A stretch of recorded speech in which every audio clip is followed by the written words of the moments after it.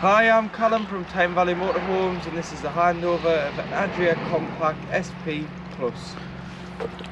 So as we start the walk round on the driver's side of the vehicle, you've got your fuel omnister awning, your awning light, your vents for your fridge, and then at the back of the vehicle you do have your garage. So using the habitation key, which is the Adria flip key, you'll be able to open your locks.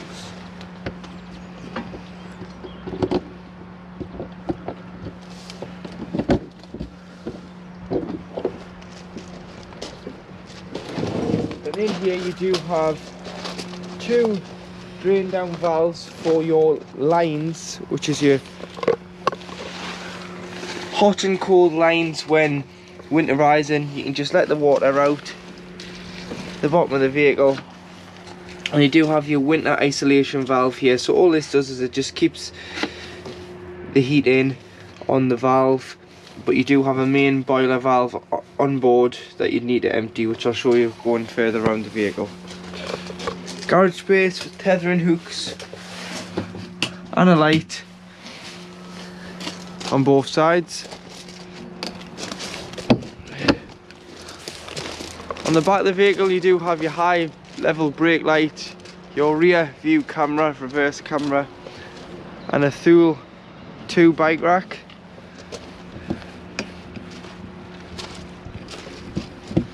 So loosen this off and then drop the rack down. You'll be able to put your bikes on here.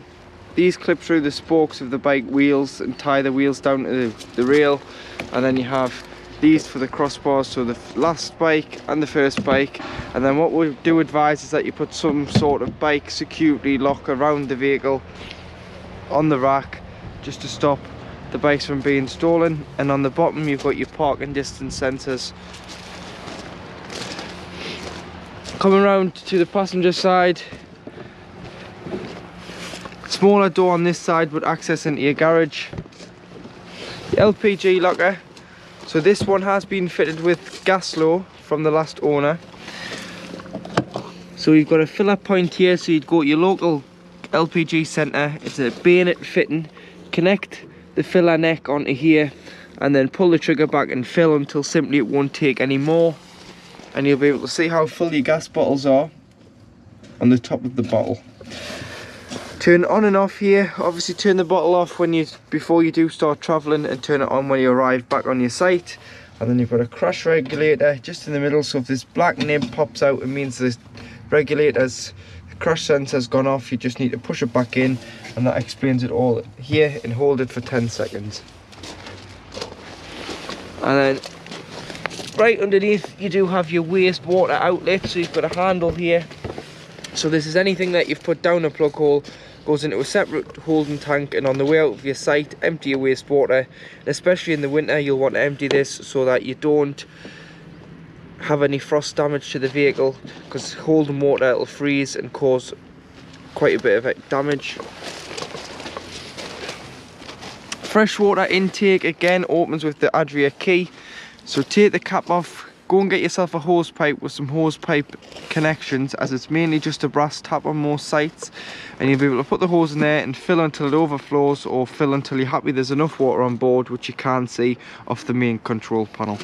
Should you not be able to get a hose pipe to the vehicle, but you can get an aqua roll or a drum of water to the vehicle, this is a point for a wheel submersible pump, so it's a 12-volt point for a pump. You put your pump in there, one end in there, and drop the pump into the water, and it'll suck the water out the drum and put it into the vehicle.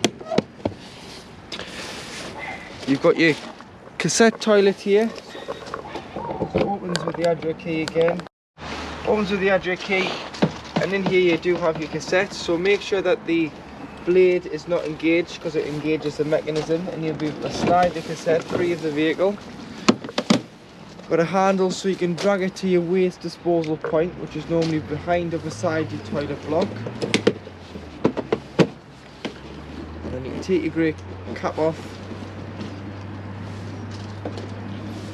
press the button, tip the content of the cassette out.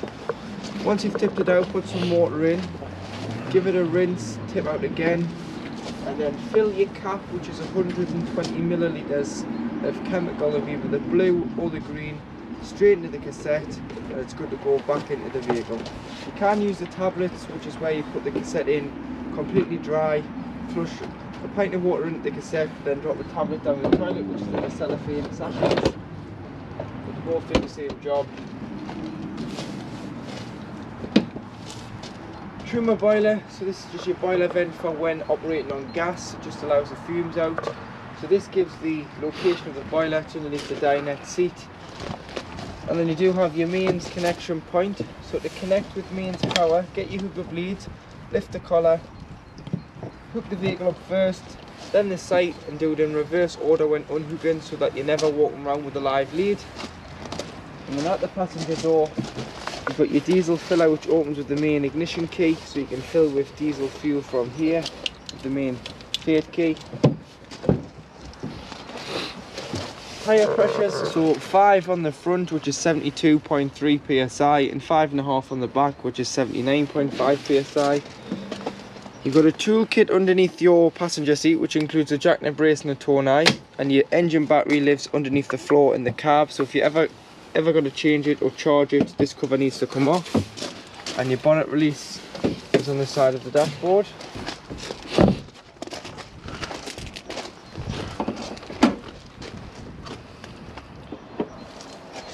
To the left hand side, you've got all your fluids, the main one being your screen wash, which is right up against the driver's headlight. And then this cover lifts off and you've got your power steering fluid, your coolant and your brake fluid. You've got your oil filler and your oil dipstick, followed by your paint code on this little sticker here. And then should you ever need to jump start the vehicle, you'd earth off here, and then there's a positive point just beside the air filter and headlight. So if you lift that up, this is your positive terminal for giving or receiving a jump start.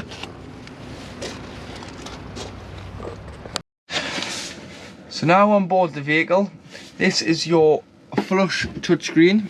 So you just touch it and it'll come to life. So you've got in the bottom left hand corner your master button, which is this one here, which turns the vehicle on and off. 12 volt O2 30 volt. Then you've got your main master switch for your lights, which are then all individually switched around the van. And then the one below is the on and light on the outside of the vehicle.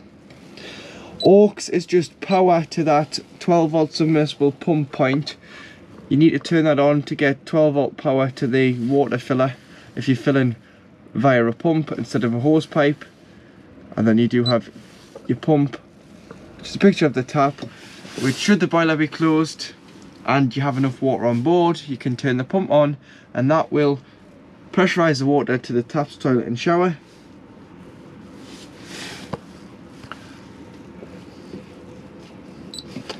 Fresh water reading, which is S1, 75% of fresh. R1, which is your waste, 0%. Internal temperature 18 degrees. And then you do have above the ampage currently being used, being drawn off the leisure battery. Battery 2, which looks like a trailer, is your leisure battery reading. Take the hook out to get a true reading. And then you do have your van battery reading. And then here you've got a picture of a plug, which just means you're hooked up, so it's telling you that you are receiving 230 volt. To operate the Truma CP digital control panel, which is your heating and hot water, you press and hold to turn on and off, and then you press once to get into the menu. In the top left hand corner you've got a thermometer in a motorhome flashing. This is the temperature of the inside of the motorhome, so this is how hot you want the inside to get. So all the way to 30 or all the way to off, it's up to you. And then simply all you need to do is press enter and it will preset the thermostat to whatever you've set. So there it's set it to 30 degrees. And then moving on, you've got water with a thermometer in. This is how hot you want your water. So make sure that you have got water on board first of all and your boiler is closed. otherwise it is just like boiling a kettle without any water and you're going to burn the element out. So you've got off, you've got eco, which is 40 degrees of heating your water. You've got hot, which is 60 degrees of heating your water, and then you've got boost, which will turn off the heating and prioritize the water first. So for this we'll just say hot, which is 60 degrees. And then moving on, you've got a gas bottle and electricity signs. This is what source you're heating the water, the vehicle, or both off. So you've got gas on its own. If you're wild camping, you would have no other source available bar gas. You've got a mixture 1, which is 750 watts of electric and gas. You've got mixture 2, which is 1500 watts of electric and gas. So you'd use this more in the winter if you were in desperate need to heat the vehicle or you were in desperate need of water. And then if you were on a site, you'd use EL, which is electric. So you've got EL1, which is electric on 750 watts. And you've got EL2, which is 1500 watts of electric. So on most bigger sites you can use EL2, on some smaller sites you may have to use EL1. And then if you're really cold, turn it to mix 2. Both sources together will take about 10 minutes to heat the vehicle and the water. And then what you would do is, once it's to a decent temperature, turn it off and just allow the electric to continue to heat the vehicle so that you're not wasting your gas. So for this we'll just say mix 2. And then you do have your fan, so you can have an eco, high, or boost. Eco takes a smaller feed of 12 volt, and you'd sleep with it on eco because it's a lot quieter. High, obviously fan speed's a lot higher, pushes it right round the vehicle to get the vehicle warm as quick as it can. And then you've got boost, which will obviously just blast the heat around the vehicle. And then in the bottom left you've got a timer, so you can time it to come on and off, time the clock to come on, and so this is just a clock. If it changes the time, when the time changes, it can change the display time. And then should you get a warning triangle in the middle, you'd go to settings, which is the spanner in the bottom right, go to reset, press enter, press preset, and then what it'll do is it'll restart this control panel, so you'll be able to select each individual source, heat and temperature, water, energy source, fan speed, all again.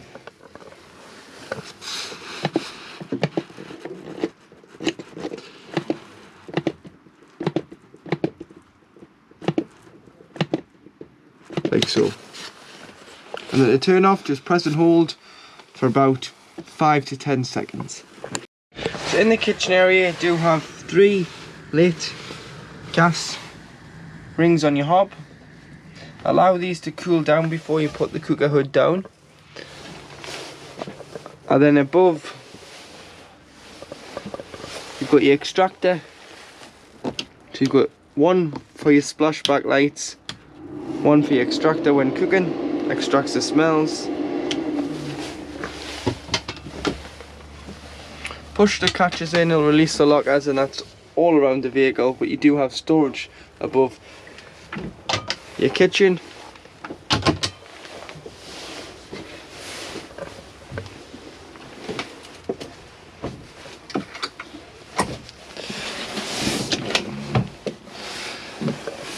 Gas isolation valves, so if there's any problems with gas, turn the bottle off to be safe. These are mainly for when the vehicle is annually habitation serviced, just to make sure that the gas is still working to the correct standard. But you can see you've got one for your water heater and your boiler and your space heater, should I say,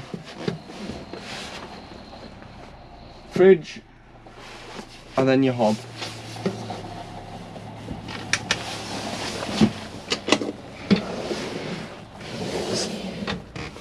A selection of drawers, and then a cupboard at the bottom for a bit of storage. Make sure that you're pushing the catches back in, which will lock the doors so that when you're driving they don't come flying open. And then you do have your Dometic fridge with freezer compartment. So to operate the fridge, it's a 3-way fridge.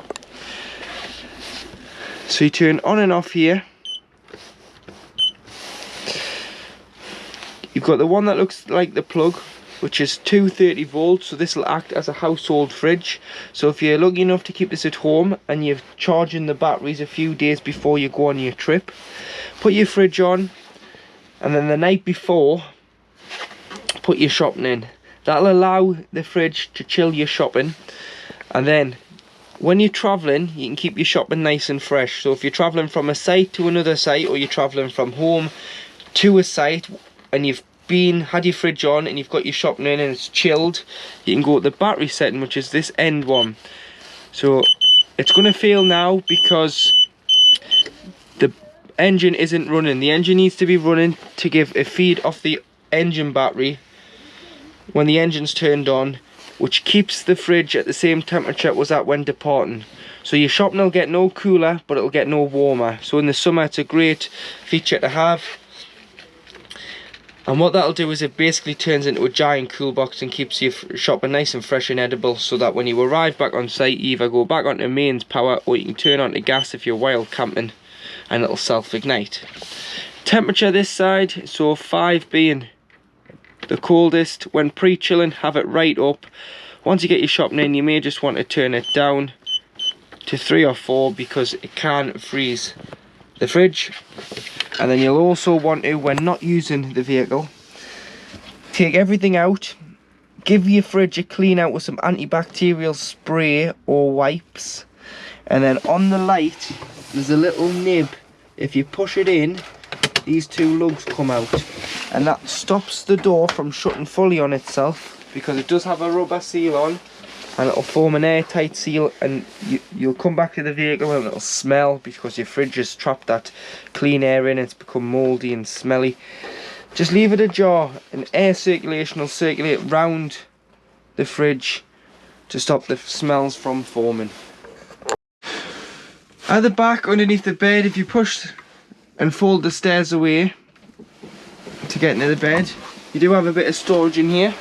So you've got a few shelves and a hanging rail for your wardrobe. So you'll be able to put your clothes and bits and pieces in the back there. And then if you slide this down, you'll be able to fold the steps down, which then gives you access to the transverse double bed at the back of the vehicle.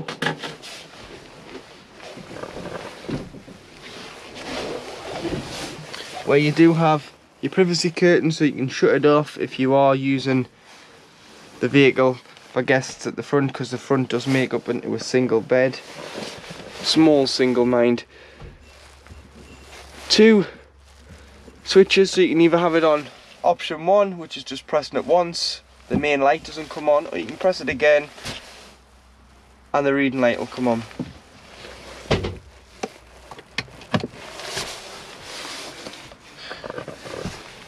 Got a little USB that you can plug in there on a twin USB point, and that'll bring on these lights that, by the looks of it, our last customer's fitted blue LED strip lights. And you do have a light switch which turns off the kitchen lighting and the under counter lighting here, and a 230 volt socket. This vehicle is also fitted with a View Cube satellite system. So to operate it, this is its control module.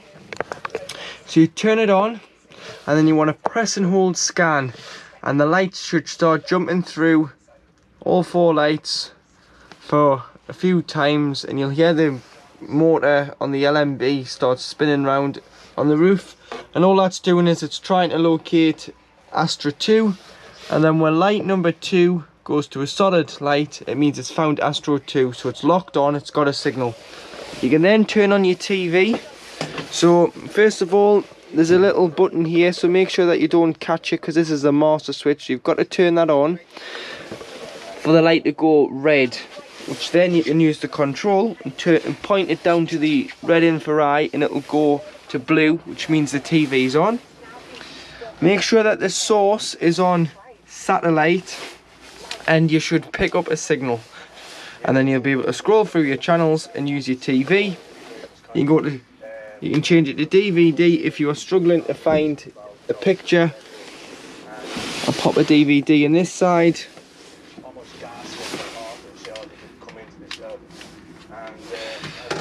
But your telly does fold round, and then you just want to slide it back until it clicks in. So to pull it out, chrome catch, pull it forward, slide it out, and then you can start to pull this toggle out. You can then turn the telly round on itself and watch it from the front of the vehicle. So in your washroom, to turn on your light above your shower, you've got a little toggle switch there, and one here to turn on the main lights. But to operate your toilet, press the blue button, which is your freshwater flush. Make sure the pump's on first of all, and flush the toilet first to lubricate the seal between the blade and the cassette. And then on the front you've got what's known as a grey lever, which is the blade. Push that away from you, it opens the cassette. So now you can use the toilet. Everything's going to go into the cassette, and then you'd flush after use, and then you'd bring this lever back towards you to the left to close the blade. That'll stop any smells, any spills, anything like that, but it'll also mean that when the cassette indicates it's full, which it will on here, the mechanism isn't engaged, so you'll be able to go outside and pull the cassette straight out and take it to the waste disposal site.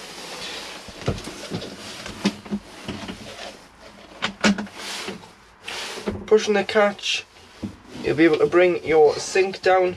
It just rests above.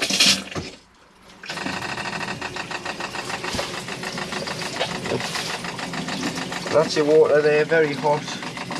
Once you've used it, if you just be very careful when pushing it back up so that you don't overflow it if you've filled it with a bit more water, because it's got to go into a channel here and then drain off. Toiletry cabinet, another toiletry cabinet, towel holder there, towel or coat holder.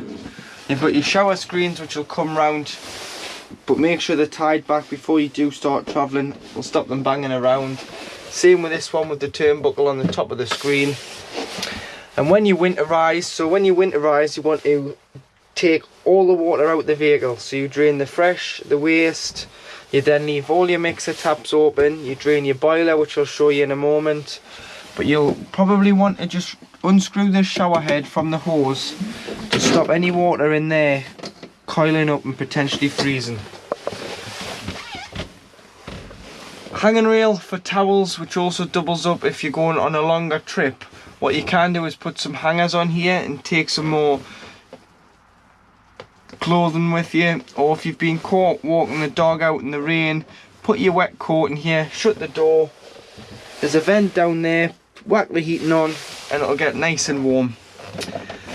To open this skylight, you've got a lock and an unlock button here. Just unlock it and then you can use the dial and open the skylight for a nice bit of ventilation in the summer. Always lock it after use, and then you do have a fly screen and blackout blind. So underneath your rear travelling seats, your half dinette, is where your boiler is. So your boiler is right at the back, but you'll see this device here, which is known as a Truma anti-frost protection valve. So when the button's pushed in, which it is, it's flush, and the diamond is pointing from the front to the back of the vehicle, and there's a little black nib in the centre of that diamond, which is flush, the boiler is closed. So you can then hold 10 litres of water, hot water, at any one time, which replenishes via the pump when you open the tap and obviously heats back up. In the winter, it's very important that you drain it all off. So what you want to do is, this will react to the coldness and drop itself. So at 3 degrees, it automatically drops the water to prevent from frost damage.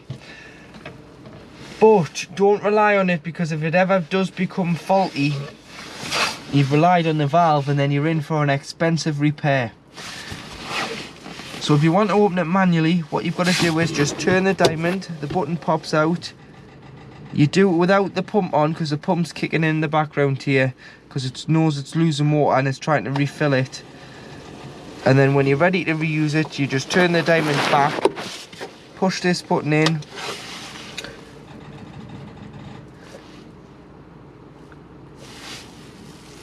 so you'd shut the valve, shut the taps, shut the fresh and the waste, go and fill the vehicle with water, put the pump on, and on the cold side of the tap you should get a pressurised cold water feed of water straight away. Go to the hot side, it'll cough, splutter, make all sorts of noises, but that's transferring the water from the underslung freshwater tank into the boiler until it fills with 10 litres, pushing all the air out via the tap, because it's purging the water through until you get a free flow of water from the hot side. This is then when you know that your system is then primed, and you do the other taps, and it should take seconds for the other taps because you've done the first one, which has bled the lines full of water. But remember, drain the vehicle off because it's not covered under warranty. So drain the boiler, drain the fresh, drain the waste, open all your taps, remove your shower head. Because you don't want the water to freeze in the winter, because like I've said, it's a costly repair, and the pipe work on the vehicle to keep the weight down is all plastic, and so is the tanks. So obviously frost and plastic don't go together, because it'll bust and potentially crack the plastic. So drain it off. In the cupboard behind your little seat is where your trips are. So this is mains electric trips, so if the vehicle trips out with a kettle or a hairdryer, try here before you do try your main site, as it may be the vehicle. But you've got a trip tester there as well, so if you think you're not receiving 230 volts, you can trip the vehicle out here, and if it trips, you are. If it doesn't, you're not. It's not your end, it's the site. To lock the door from the inside, you simply need to just push this little toggle down, and it's locked the door.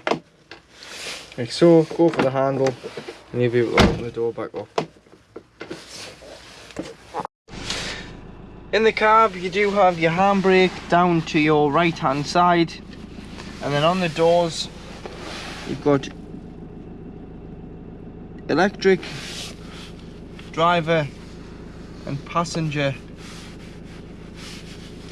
windows, followed by the adjustment of the mirrors. So you've got two mirrors to adjust electronically, top and bottom, and the last customers put these little round blind spot mirrors on, which are quite handy.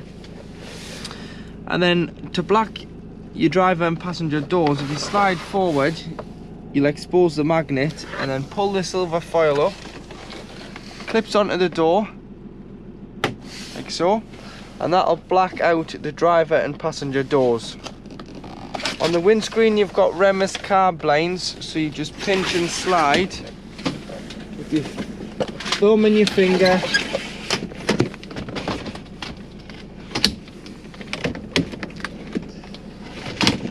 They are just on a magnetic catch, so just adjust, and you've blacked your windscreen out. Headlight adjustment, front and rear fog lights,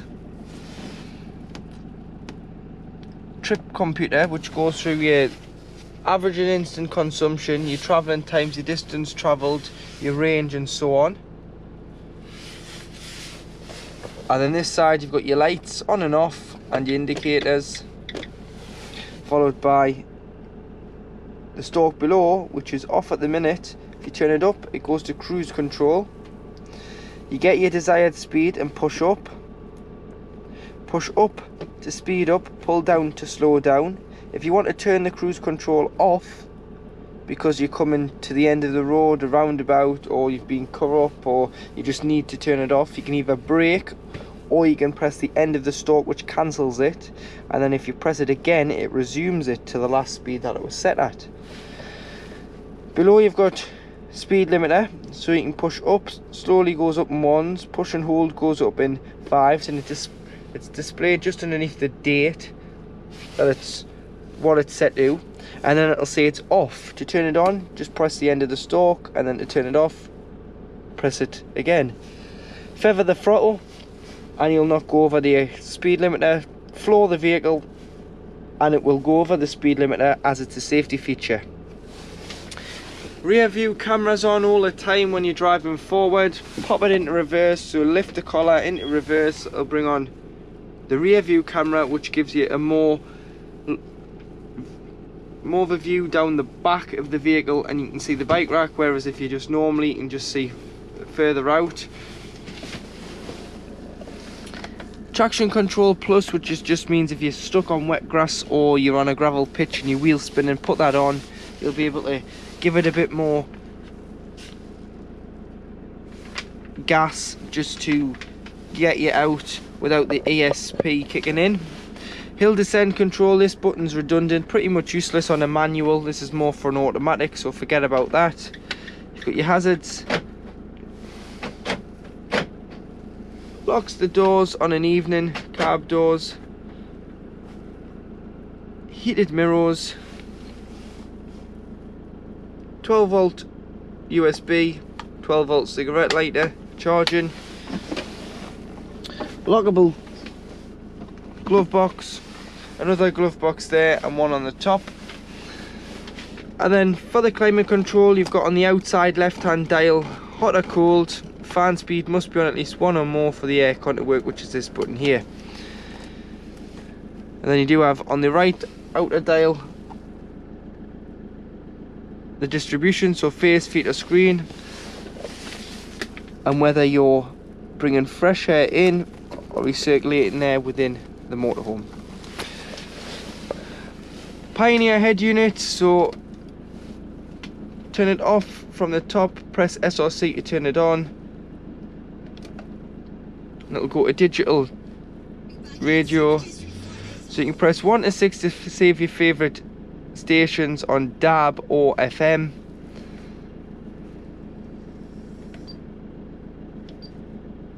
Radio, there's FM.